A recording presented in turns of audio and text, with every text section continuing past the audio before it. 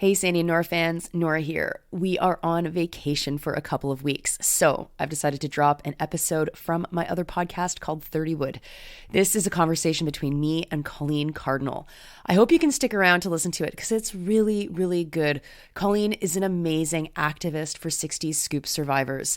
Whether you know lots about the stories of 60s Scoop survivors or you've never heard any of them, this is an episode you don't want to miss.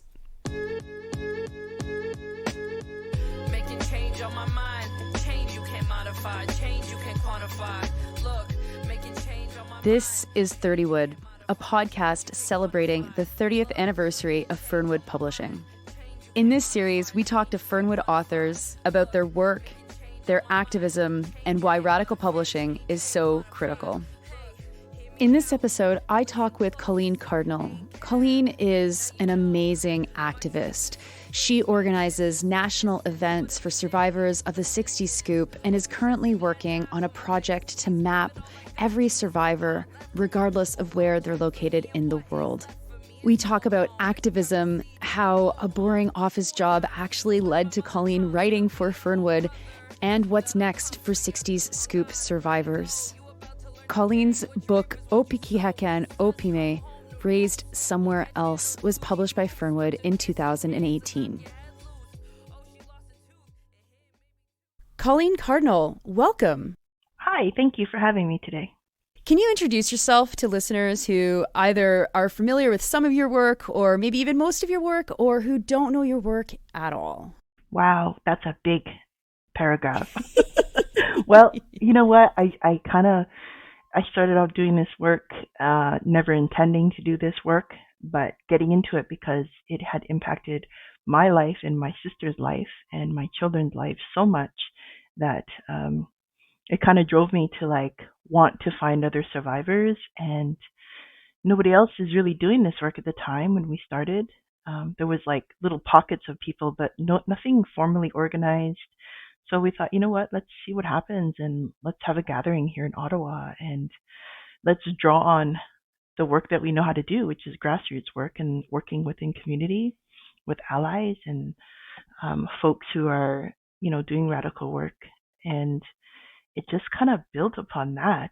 And those people are still very much a part of the work, but it's grown kind of nationally. And we've had 5 national gatherings here in Ottawa, which I've hosted and organized and got funds for and organized funds for, along with my colleague Elaine Kiknoswe. Some people started the journey with us. Some people are no longer on this journey with us, whether they've passed away or they've just fallen away from the work. But it is definitely challenging work to work with 60 Scoop survivors. It's also rewarding work to work with 60 Scoop survivors, especially when you're a survivor yourself. You kind of know what you need, but you also have to recognize you need to take care of yourself too while you're doing this work. Yeah. I am originally from Saddle Lake, Alberta, Saddle Lake First Nation, Alberta. I was born in Edmonton and adopted and raised in Ontario, in Sault Ste. Marie, Ontario. And on my journey, it's led me back to Edmonton, but it's landed me here in Ottawa, and this is my home now, where my children and my grandchildren are. The work that you do with 60 Scoop survivors is in real life. It's you're bringing people together. You're creating that community. How did that translate into you deciding to write a book about your own experiences as a survivor? That book probably was never meant to be published. It was more of a way to get what happened to me out of my head and onto paper so that one day my children's children and maybe their children would have a narrative of what happened, so they wouldn't be searching for answers or for because I didn't have that narrative as an adoptee. Nobody gave it to me. Nobody said, okay, so here's what happened, colonialism and all these things, nobody sat down with me. I had to figure it out myself, and it was painful. And it took half my life. It wasn't until I was almost 40 that I discovered my mother went to residential school and And then the pieces started clicking. And so I don't want that for my children. And I want them to understand, like, holy moly, the people that came before you went through a lot, and we're still going through it. But there needed to be a record of it. So the process of that led me to meeting other survivors in the community, and it's led me to opportunities where I, have traveled to give workshops or like lectures at conferences. I've met thousands and thousands of survivors now since I started doing this work. That must be so amazing. That must just feel so wonderful to meet and organize with other survivors. Yeah, it has ups and downs for sure. Everybody's in different places of their healing, right? So sometimes as survivors, we don't recognize, that we still have work to do on ourselves, or that we might be like projecting things, even myself, right? So I've had to unlearn a lot of things and relearn and heal, you know, um, because we're raised in these very colonial households with these very heteronormative, unbelievably um, constricting life circumstances where we only seen white people. We never seen anybody else as we were growing up in these adoptive households. So we adopted all those, their belief system, everything. So undoing all that harm is hard. You have to first be aware of it and acknowledge that it exists, right? And then do the work of unlearning that harm. And some of us aren't there yet. Some of us are very much still, you know, caught up in that. And maybe they'll never get out of it, but we're here and holding space for when you're there.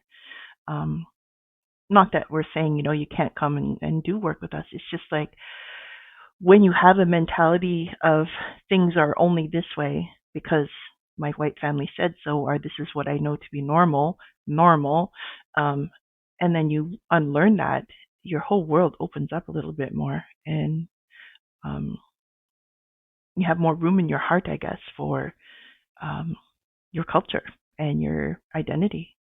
Um, it's a really messed up place, honestly, to tell you how messed up it is for adoptees to unlearn everything they knew about growing up in a non-Indigenous environment, household, schooling, everything. Everything has kind of been a lie, and now you have to unlearn that and learn what the real history is, which is painful for us. Mm. What's the role that storytelling has played in that process of unlearning and then relearning? My storytelling, and adoptee storytelling is uh, you're in control of it. It's a healing. It can be healing. I can't say that for everybody. Some people, can be very painful and difficult. But you're in control of your story and how it goes, whether it's good or bad. For me, even the bad parts, I got to tell it from my point of view and how I experienced it. Whether it was happening to the people in my life, let's say my sisters or my brother, my adopted brother, and my adopted parents, I got to see it as I experienced it. And that's my story. And they can't do anything to change that. So it was empowering for me to be able to have a voice and say, I was a child, I went through these awful things, and now I'm an adult, and I'm also in control of my story and how I tell it. Whether it's, awful, and there was some awful parts of acknowledging, shitty behavior or harm that I've done to people, I'm in control of that. And admitting it and saying, yes, I was this person, it kind of helps other folks understand that, okay, you know what, like I was doing these things and I've done these things to people, and here's the reasons why I might have done it. I might have been acting out, I might have been, contributing to something else, but I acknowledge I did these awful things and I'm willing to learn and change from it. Because there was things I was ashamed of, of growing up in an adoptee household, of growing up and being a young adult and being racist. I didn't know I was racist. I just assumed that's how everything is because that's how everybody around me acted. And everybody around me was non Indigenous. So I thought it was okay. And until somebody challenged me and said, hey, that's racist. You can't talk to people like that. And I'm like, what? I'm racist. How can I be racist? So things like that, unlearning homophobia, just even like the individualism, we're an island unto ourselves and it's all about us and our success instead of like investing in community and people and all of us will rise together. We're not taught that growing up in white households. We're taught to succeed and compete against everybody, even other adoptees. That's why it can be difficult to work with adoptees because we're taught to compete and to be the best. There is no best in this. We all need to rise together. We all need to heal together. We all need to be there for each other. So it can be difficult to find a balance in this kind of work. Yeah. What was the process like writing the book? Did you consider yourself a writer when you started it, or did you just kind of think, I'm going to put some words down and see what comes out, and then a book appeared?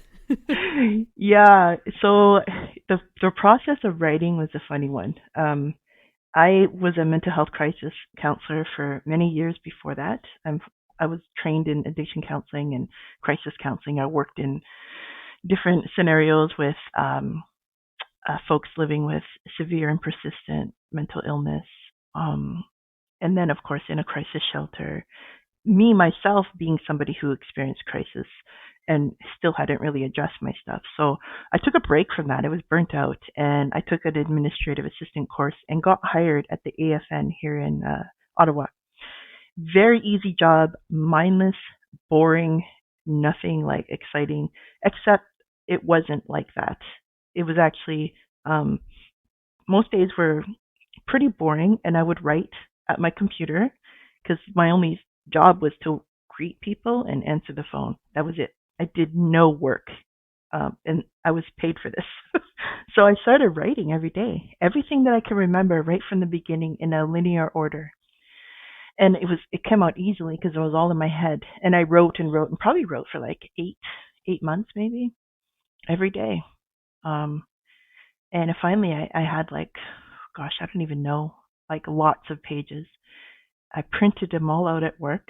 It's just awful. And I took them home and I put them away and I didn't know what to do with them. I never intended to publish them. I just wanted to get them down on paper. I did start letting people read them, like close friends of mine, and people were actually gave me some negative feedback. They were like, "This is too hard to read. It's traumatic because there was a lot of abuse in it." So I kind of like stopped showing people my work.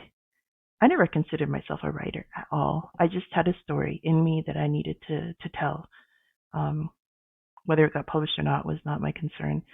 But what happened was a couple of years later, a friend of mine approached me and said, "Oh, I want to collect 60 Scoop Survivor stories and I want to publish them." And I'm like, I might have something. I don't know.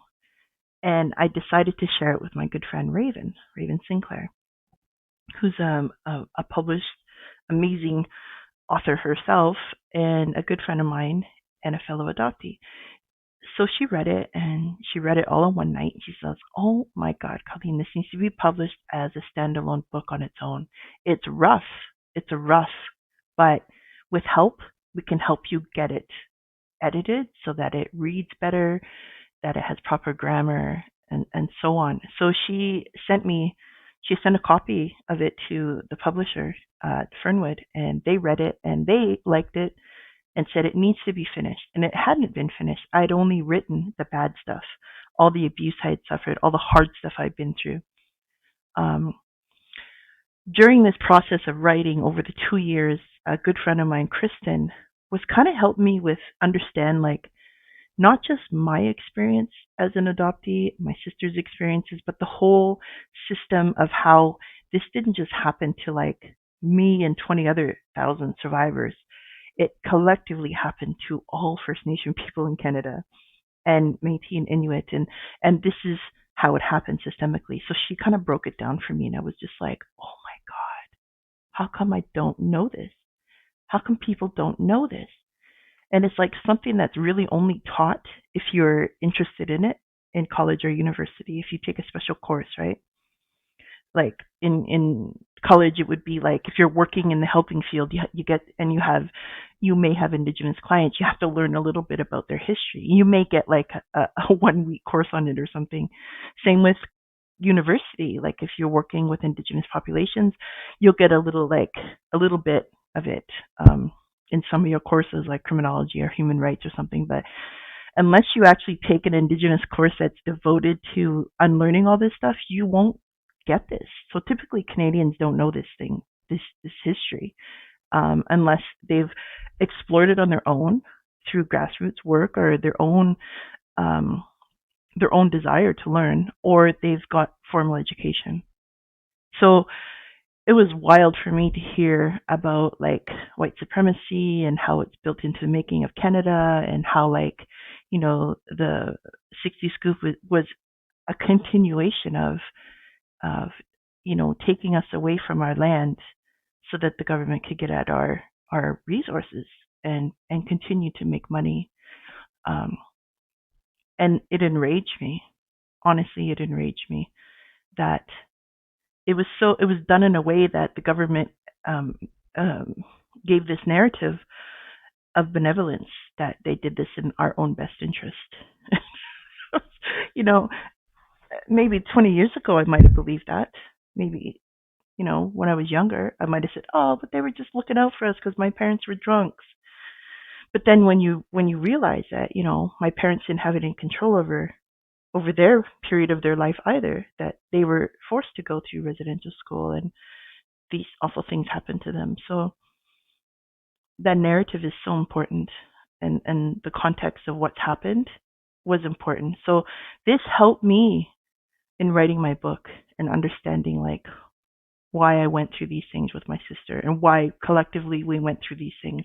It's not just about the adoption, it's a larger system of land and money. So that was a lot. Sorry. No, that's great. And I'm wondering, so then the process of editing, how did you experience that? How did you go through that, and having to, either, love your words, fight with your words, get your words into some sort of shape that eventually got published? Oh gosh, the editing process, nobody prepared me for that. Like I must have read my book 500 times. I absolutely hate it now. Not hate it, but I just don't like it. It went from, having to not only finish the story up until present day at the time before the book was published. So probably about 2000 and, gosh, I don't even know the years, but I had to finish it. And people wanted to know how I went from this person over here to the person I am now and doing the work I'm doing, because it's obviously two different people almost. It feels like two different people. And writing about the good stuff was harder because it meant, addressing, talking about things that, it's kind of like introspection and looking at yourself and saying, wow, I've done a lot of stuff. I've done a really amount of healing, and translating that into words, and speaking about like who helped you with this, acknowledging people that helped you. And so editing took a long time. There was processes that I didn't like, where I had to like take out certain things in the book because their lawyer went through it, and said, we can't really print this because, this may come back to bite you if you don't have proof, or, this person can sue you. And I'm like, oh man, I had to change locations. I had to change certain names. So that's hard. But it's also terrifying when it came to the part of publishing, and I'm like, oh my God, did I share too much?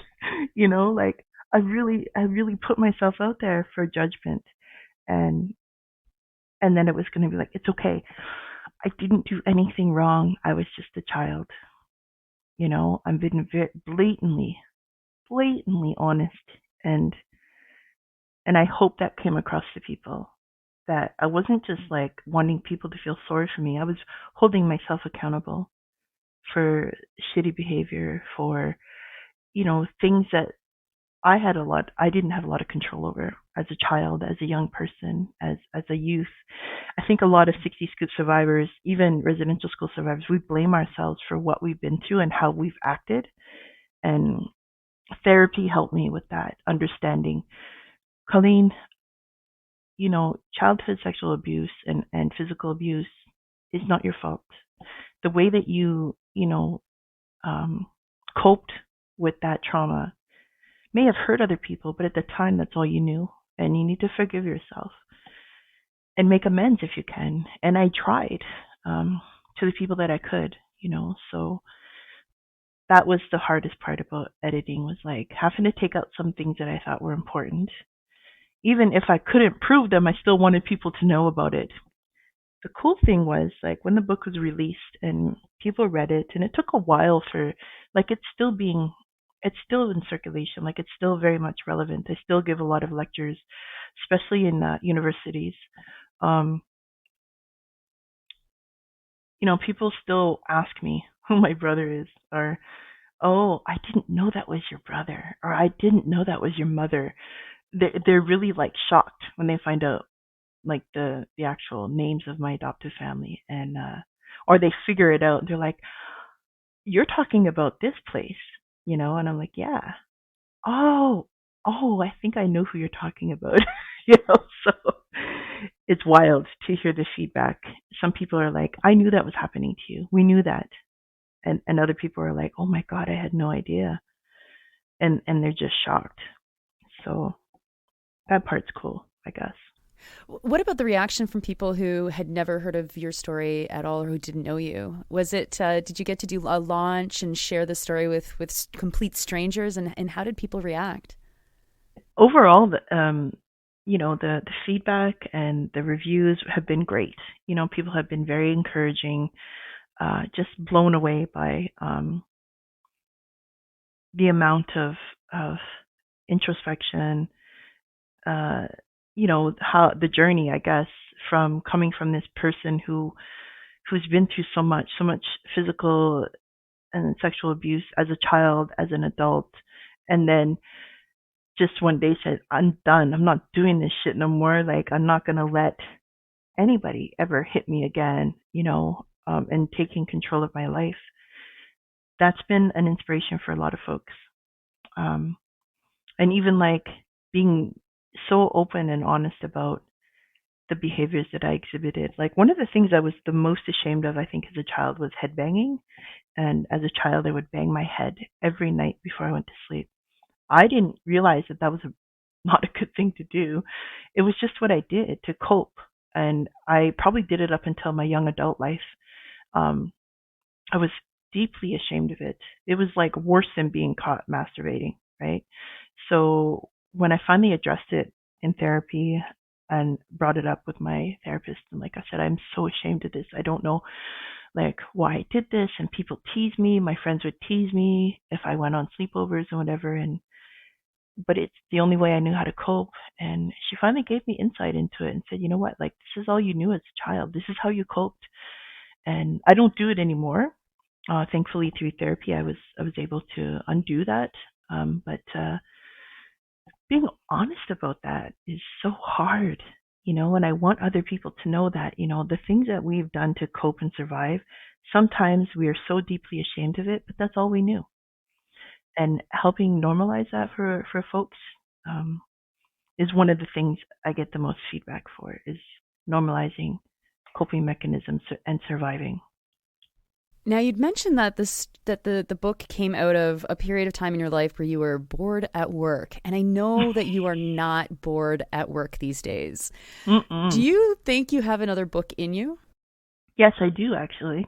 Hey. I don't have time to write it, but I do have another book, and I have a story, and it's so weird how the story came to me. It actually came to me in a dream. I took that dream to Elder out in Alberta. because I didn't know what to do with it. But it was a significant dream. And I don't just dream, there's dreams every night, and then there's real significant dreams that have meaning. And I believe in it. And it came back to me as something to do with missing and murdered Indigenous women, death, and stars. It's just, I have most of like the outline of it written. I have not had time to write it. And I need a period of boredom, I think. I need to get an administration job, which I actually do at home right now. I don't have time for it. But yeah, I've been wanting to write a book again, and kind of pay homage to a period in my life where I lived out west, and women were going missing and murdered around Edmonton, like like 35 at that time. They were being left in fields, and unfortunately one of them was my late sister-in-law. And I've always wondered about that what happens to their spirit when they die. Where does it go? Who prays for them? Because when we have a loved one that passes away, like say, somebody who we see every day or every second week or whatever, there's a whole ceremony process that we go through, and we, feast their spirit, and we have all these formal things that we do. But what do we do for the ones that are gone missing and either haven't been found or found years later? What is that process like? So the story is part of that, but it's also part of like, it's more of a calming story to give comfort to families of women who've gone missing and murdered, and their spirits transition to the spirit world. It's a heavy story, actually. I shared it to my late friend, and she's like, "Wow, that's heavy. It's interesting, but I don't know if people will read it because it's too close to us." And I said, "No, I think they will. I think they'll read it. It's not going to be all about just death. It is important to talk about death. It's important to talk about those ceremonies we do, and to talk about afterlife, and to take away that shame and guilt and anger that surrounds even suicide. How do we feast our loved ones, and what happens to them in the afterlife?" And I've been consulting with an elder. It's a very sensitive topic to write about. So, but to me, like I totally believe in transitioning from physical to spiritual, and I'm hoping to offer some comfort and support to missing and murdered Indigenous women families, because I also had a sister and a sister-in-law murdered out west, and there was things that I needed to know and to learn to help me in my grieving, and help me understand what happens to their spirit when they've been taken so violently. So those are some of the things that I want to write about. Well, I hope that you do get that period of boredom, because I think that is a story that needs to be put into the world. What is next for you for activism? Talk a little bit about the gatherings that you have coming up. Oh my gosh. Right now I'm organizing a gathering in Ottawa in a couple weeks. Back in 2018, we launched a GIS mapping project that would show the displacement in real time of 60 Scoop survivors across the world.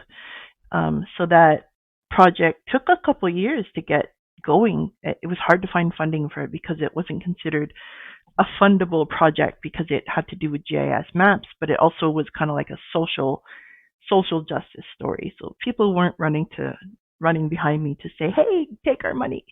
It was hard to sell. A lot of people don't know about the 60 Scoop either. So there's a whole context I had to give to people. So the map is up and running, and we had about 112 people interact with it. There is a place for video stories, but people don't know how to do that. So what we've done is we wrote to the 60 Scoop Foundation, who has some money, um, and they gave us some money to bring up to 15 60 Scoop survivors from all over the world to Ottawa to record their video story to feature on our map so that we could highlight the 60 Scoop and provide like some awareness, education, and these people deserve, a platform to share their stories. One of the things that 60 Scoop survivors haven't got is a national platform. We have no commemoration funds. We have a 60 Scoop Foundation. I don't know really what they've done except give out funding. But what we need is an inquiry. We need to know. We need to have a process like the TRC, like the residential school survivors had. And we've been pushing for that. And it needs to be run by survivors, not by government entities. So just give us some money. We know how to do the work. We know what we need to do. And if you're not going to do it, we're going to find a way to do it, and we'll do it. And I think we're in a process of trying to find funds to do a kind of platform, not just this GIS mapping, but like an inquiry into how people were trafficked through the child welfare systems and how it is still a continuation of, genocide and has been a continuation. So that's part of the work I'm doing. So this next project is the mapping and the video storytelling, and then we're pushing for some kind of inquiry process, future gatherings, building momentum with survivors through online chats, supporting each other collectively wherever they are, whether they're in New Zealand, Australia, Spain. Some of the survivors that are coming here are from Spain, from the United States, from all over Canada. So it's going to be quite an awesome gathering and launch. Wow, that's so exciting. Mm-hmm. Yeah, it's been a great journey. And at one time, I have to tell you, I got burnt out. I was burnt out from doing this work. It is very hard and difficult to work with folks who may be lashing out, or, whenever you're in a position of leadership, there's always a few people that it's their mission to make your life difficult. And that's been difficult for me. I don't consider myself a leader, but I've been put in this position of like organizing these events, and navigating spaces and giving presentations. I don't just talk about my life. I talk about collectively what survivors are going through and the kind of supports they need, and what is lacking in our current all across the board nonprofit organizations, because a lot of them have no idea how to work with us or what our needs are, and most people don't. We're very different from residential school survivors, whereas residential school survivors came to one location altogether, whereas we were taken and isolated in thousands of locations in white communities and schools and so on. So we've grown up in these silos and, are still searching for biological family members and still trying to fit into our communities. And, it's going to be a lifelong process for us, to come full circle if any of us do. The one question that I'm asking everybody that's participating in this podcast series, and it won't probably surprise you, it's a very important question when we're talking about Fernwood. Why is radical independent publishing important today? I believe that if I would have had any other editor besides Fernwood, my story probably would have came out different. It might have been whitewashed a bit, and it might not have addressed the systemic issues. I think I was allowed to write more freely and speak more freely about colonialism in Canada. I think, many organizations or publishers are maybe afraid of the backlash they might get. or um, it's almost there's almost like this mentality that if you're radical, you're a troublemaker, or it's such a weird thing to say radical when it's just the truth. It's truth telling. And it's almost like people are afraid of it. They want a feel good story. And sometimes it's not a feel good story. Sometimes our stories are just trauma, trauma, trauma, trauma. um, Fortunately, like I was able to like turn my life around, but not everybody's like that. Not every person has this ability to do that. So radical storytelling is important. That yeah, I was a 60 scoop survivor. Yeah, I went through all these things, but things are still really messed up. And not being afraid to say that this is what needs to happen. Canada needs to um, Canada's citizens need to address how they've contributed to this. Um, I love Fernwood. I love all their their their books. Um, as soon as they agreed to pick me up, I was like, for me, it was a victory. Um, I don't know if I would have felt the same way about other publishers. I'm pretty loyal to Fernwood because they do write radically, or they support radical artists. So it's important to have the truth, whether the truth hurts or not. So I support that. To finish this episode, I have a couple of rapid fire questions. So questions where there's only a couple of words, and so let's get into it. The first is a two-part question. Where is your favorite place to read, and where is your favorite place to write? I actually don't read. I haven't read in a long time. Only academic books, like for courses. I haven't actually read a book in forever, so I have no place to read. But if I did, it would be in bed. When I used to read, it used to be in bed. And when I write, I have to be sitting up at a desk, like a formal desk at a desktop, to be productive. Well, that leads into the next question. Do you have a formal ritual that you have before you're ready to write? Yes. I smudge. I definitely have to smudge before I write so that I write authentically, with ancestors' help, and that I don't do any harm, but also impart knowledge. And then I have my cup of coffee, whether it's decaf or regular, and my bottle of water on standby. That's my process, with maybe some music in the background, some Beyonce or Rihanna.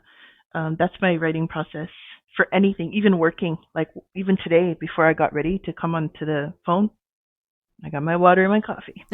Me too. That's awesome.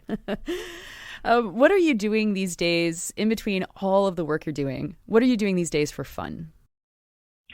I have 4 granddaughters, and all my free time is spent with them. We go swimming, we go to farms, we watch TV. There's so much we do. I'm always trying to do things with them. So they are my my free time. Is there a book that you've read in the past that you say has really changed things for you? Midnight by Sister Soldier. Yeah. Oh, their book is so good.